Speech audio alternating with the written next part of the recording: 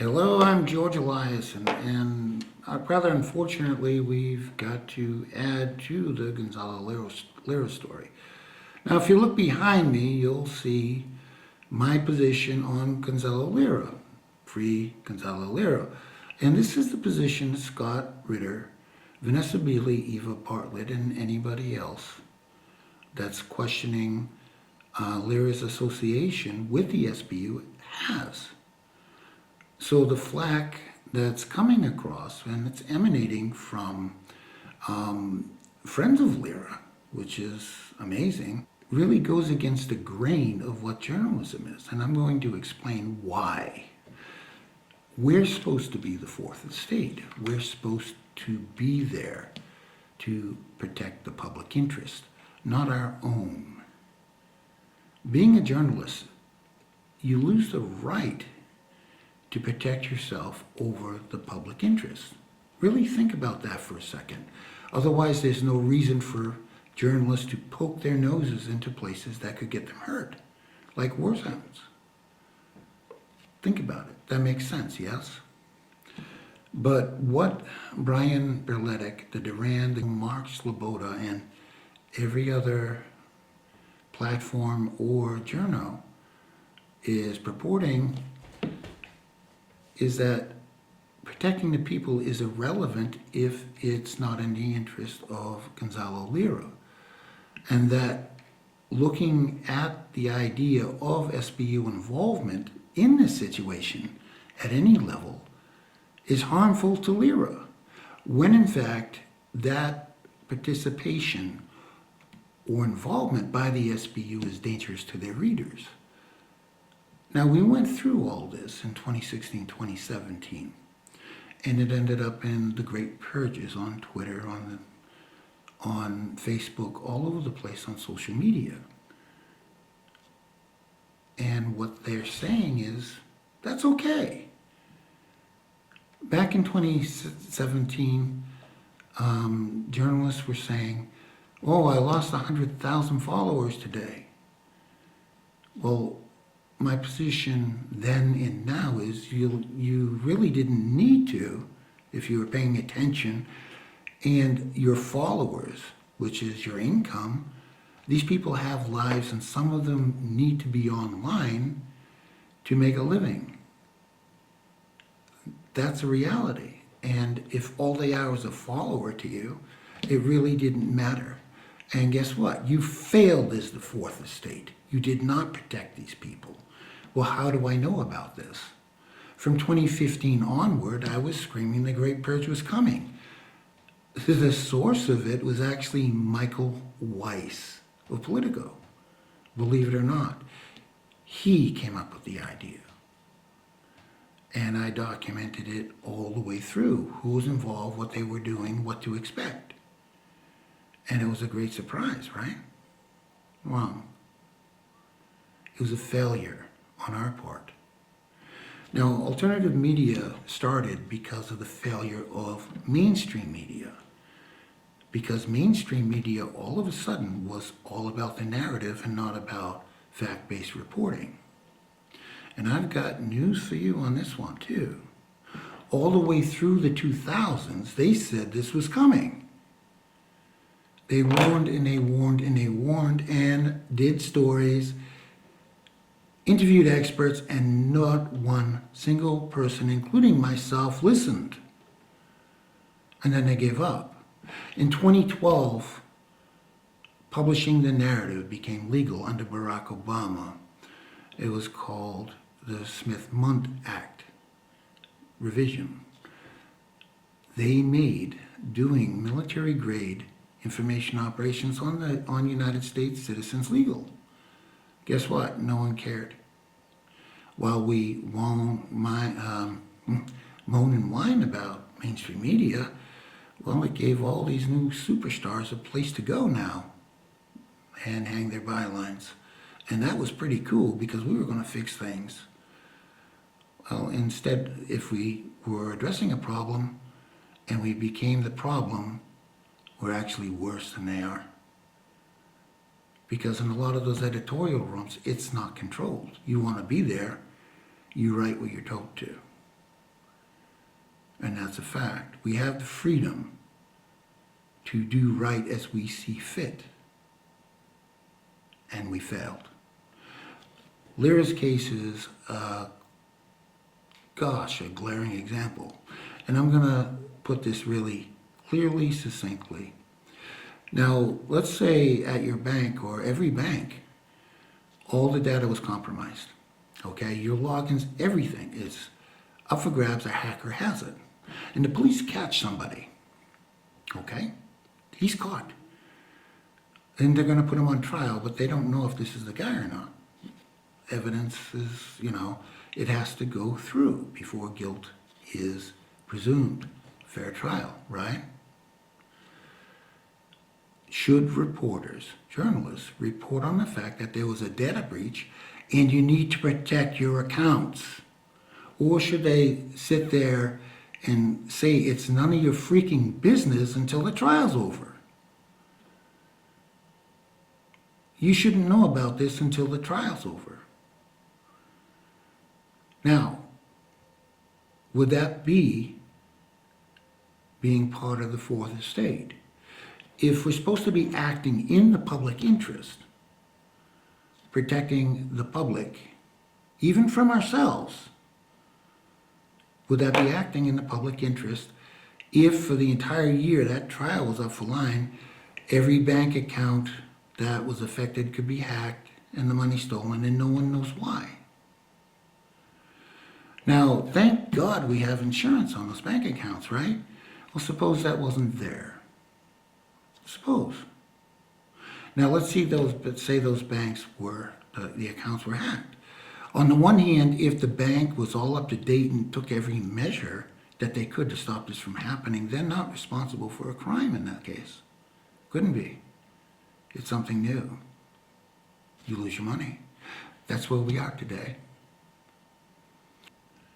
If they didn't take those precautions, if they didn't try to secure your money from theft, they're responsible. And this, unfortunately, is the position these so-called supporters of Gonzalo Lira are taking. Your money's up for grabs. Historically, go back to 2016, 2017, refresh your memory. People lost their jobs. People are being fired for Facebook posts, Twitter posts, social media all over the place will get you fired. You can be branded as a treasonous bastard in the United States for a Facebook post or Twitter post and investigated by, not local police, no, the FBI. It's a federal crime.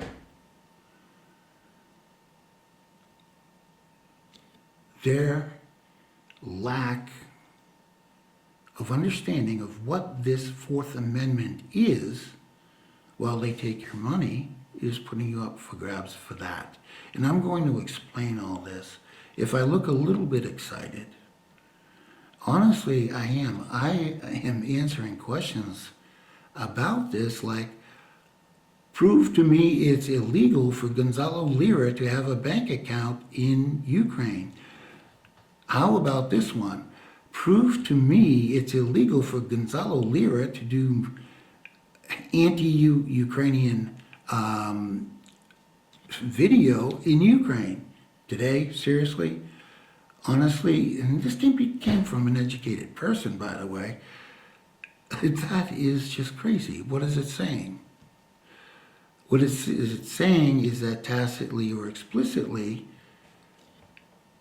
Ryan Berletic, the Duran, Sleboda are investing in their own information operations, not protecting their readers, their followers, or even Lira's for that matter. They're protecting themselves. If they lose credibility, it comes down to ching, goes the cash register. Now, I'm saying a lot right now, and this video is not going to get any less aggressive. In Ukraine, free media went out the window in 2014, and legally by Zelensky in 2019. You could no longer go against the narrative. For you to be there, you had to have permission and keep permission. Period. The end. People were getting killed because they posted facts. Why wasn't this guy deported? He had no legal standing, and it was illegal for him to be there. And in a very real sense, the SBU was breaking Ukraine's laws, allowing him to post a single video or tweet. Why? Now, this isn't saying that Gonzalo Lira is a criminal. And this is their argument, by the way. This is their argument. It's the SBU that's committing criminal action. If we go back to that hacker at the bank that was taking the money, that's the SBU. In Gonzalo Lira's case, Lira was arrested by the hackers that are after your money. Did he know? Yeah. There's no way he couldn't know. It's still, even tacit cooperation is there. You know what's going on.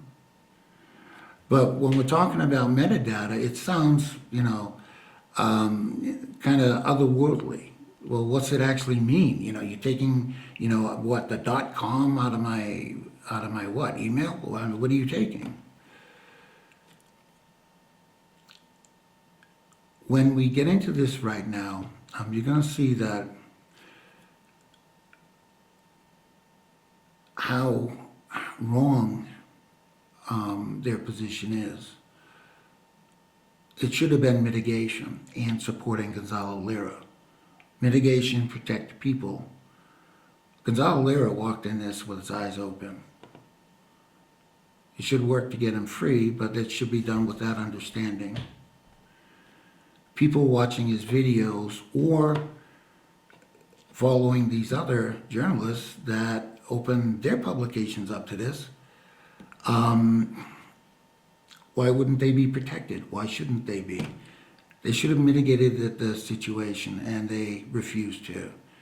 Instead, what they tried to do is make themselves the sole owner of the facts around Gonzalo Lira, and quite frankly, it's bullshit.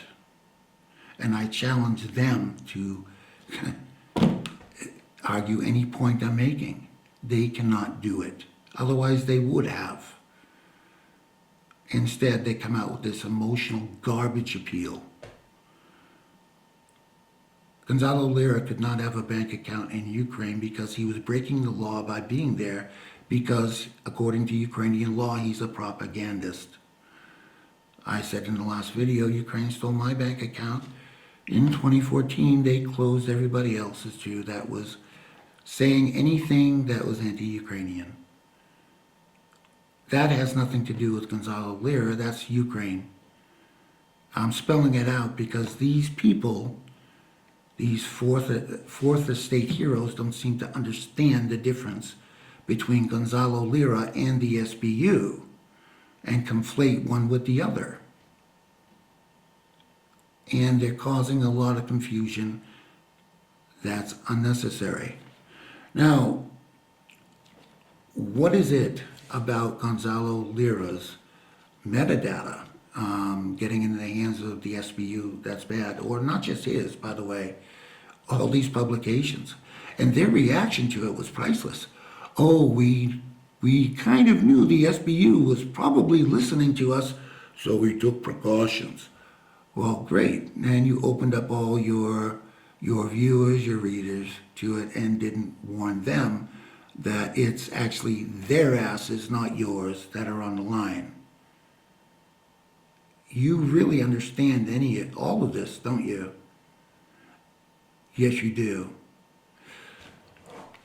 What Gonzalo Lira did was add nexus points where stories go viral. So you don't have to be a journalist, and a lot of times it's not.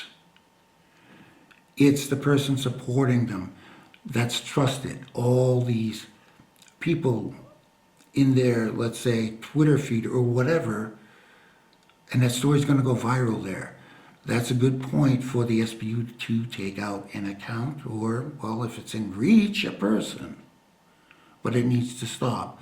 That's Information Ops 101, and that was a lesson from 2016, 2017, well, actually 2015. In the last video, and here it is again, is an example of that, but this time, here are the victims. Some of them lost their jobs. Some of them were accused of being traitors to the United States. The publication itself reached out to me. They didn't care about that. They cared about the fact that I was scaring their readers, which means what? They're scared for their pocketbooks. That publication tried to blackball me in 2015. That's what happened. Trying to warn them. Why didn't you contact us? I did. You didn't respond. Well, you should have contacted us. I did, but you didn't respond. I tried 3 different ways. Your readers needed to be protected and you weren't going to do it. Their response, blackball me. Am I exposing them for anything? No. It was exposing the attacker. These people, and we're talking again about Berletic, the Duran, Sleboda, and that entire crew are doing the same thing. They don't care about you. And they're sending people out. For instance, Berletic said Scott couldn't provide logic on why Gonzalo Lira would be with the SBU. And I'm telling Brian Berletic to get his head out of his ass right now. If you don't understand where Gonzalo Lira was working, please refrain from commenting entirely. The Ukrainian SBU is filled with real nationalists. These people do not play, and they kill for fun. And if you're saying that Gonzalo Lira is some kind of Jesus walking on water across the battlefield with the bullets raging around him and not be concerned, I'm sorry, kiddo. You need to find something else to do for a day job, because you're not protecting the people. You are not defending the public interest. You're lying.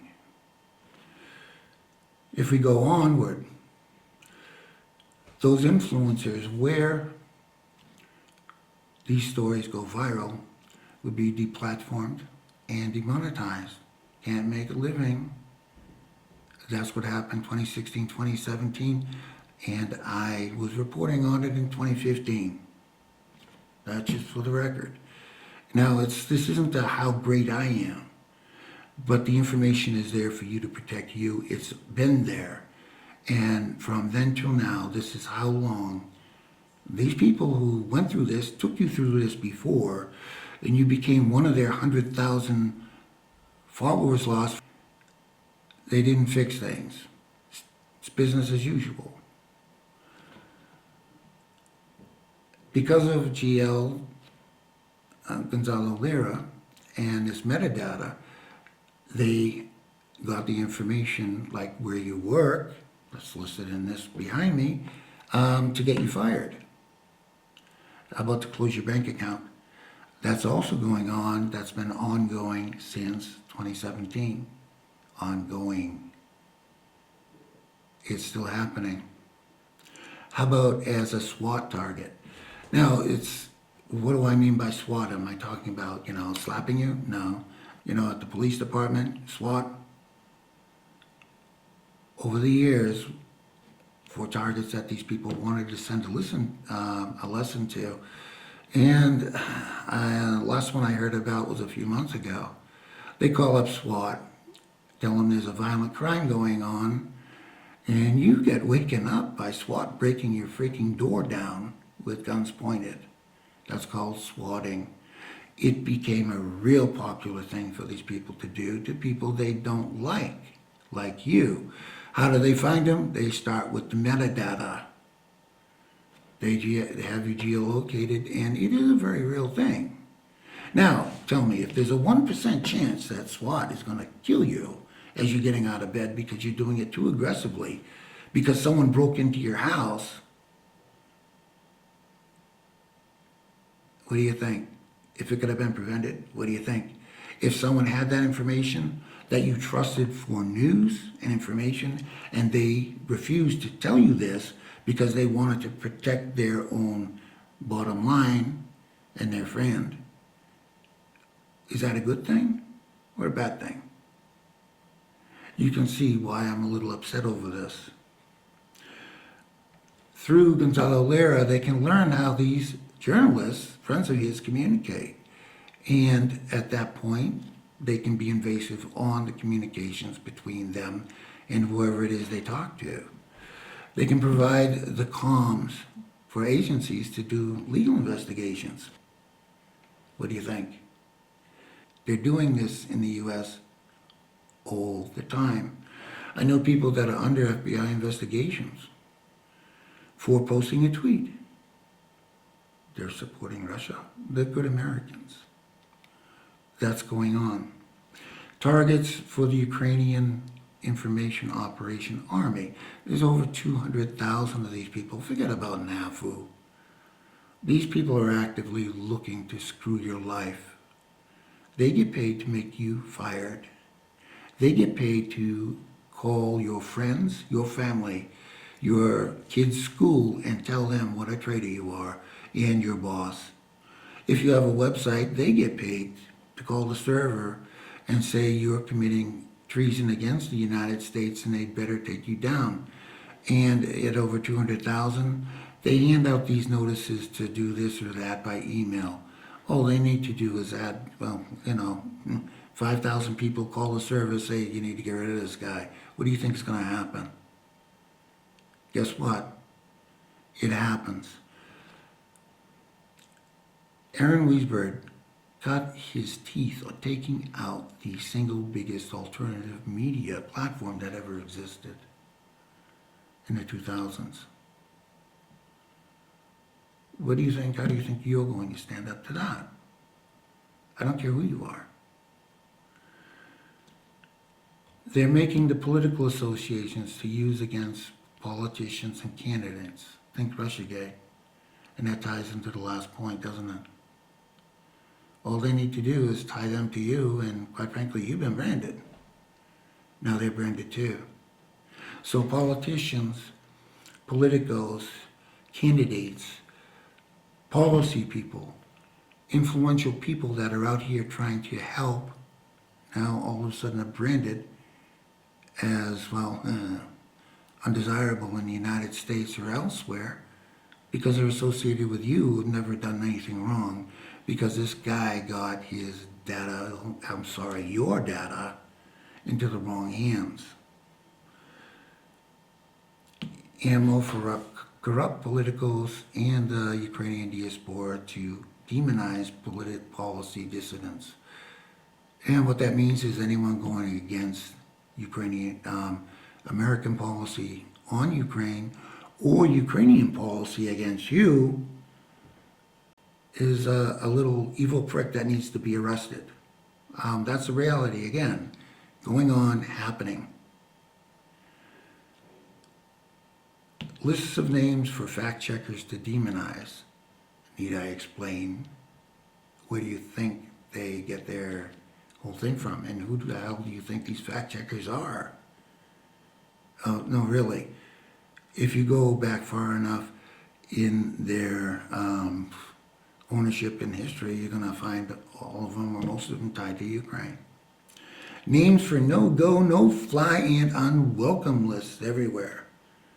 I just found out I'm not welcome in Italy, or may not be, or someone's version of me may not be welcome in Italy. I've never been to Italy. I've never said anything bad about Italy. Here we go. Now, is that metadata? No, it's statements I've made, articles I've written. I own that one. But here we are. You didn't say those things, but you own it too. So maybe you're not welcome in Italy either. influence on positions for developing stories. Now, whether or not Gonzalo Lira was, let's say, willingly working with the SBU, let's assume some level of cooperation, and they demand that he starts influencing the direction stories are going in, that his little troop of friends that are supporting him over you are going to write, because journalists talk about stories they're doing. And he influences the direction of those stories and just brushes it off Mark a little bit, because the SBU wants that. That's a reality. It goes on. There are examples all over the web of that happening. Giving the SBU a heads up on stories, he's with journals, he's communicating. So if somebody's writing an article or going to do a video or a documentary, and he may not be able to influence it, but they get a heads up. So what they do, and this is just Info or 101, which I'm sorry these guys don't seem to understand, is developing the counter story before the story breaks. They can actually do this in real time as the story's been published and starts going through a Twitter feed. It's just that developed. It's that fast. It's AI. We need an instant story. And then they place it at the next point because they have the network where that story has to go viral. That fast. They're doing it. And what's it mean? Oh, well, George, he wrote a great story and this is crap. Well, that crap, you have pro, you have against, both opinions. It negates each other. That's the plan, and that's what they do. And, everything I'm telling you is stuff, it's what they've revealed they do. It's not up for question. Now, you have all these things. You have very, very dangerous situations that having this data in their hands, but when you ignore it, you're actually just growing their information base. You have all these actions that they have done, can do, and are doing. And this, my friend, isn't a simple propaganda effort, is it? This is what's called information operations. Ultimately, it's designed to make people make bad decisions that are in a position to make decisions. When Scott Ritter was talking about information operations, now the conversation was really silly because the people listening really didn't care. And so rightfully, he cut off the conversation. And we're having that now. Do you want a fourth estate or not? Do you want people looking after your interests, the public interest, or their own interest? At the end of the day, after you're hurt, whose fault is it if people knew about it and they did not tell you? Now, none of this has to do with freeing Gonzalo Lira. Here we are. There it is. Free him. I'm all for it. And that's not sarcastic. But in the interim, we need to mitigate the possible damage and damage that's being done by the Ukrainian SBU. Not Gonzalo Lira. These, I don't even know what to call them, I'm so angry, are conflating Gonzalo Lira with the SBU. So if the SBU is guilty of something, well, then you're saying Gonzalo Lira is. And this is not the case, baby. Honestly, I expect a higher level of literacy among my colleagues. I'm George Eliason. Thank you.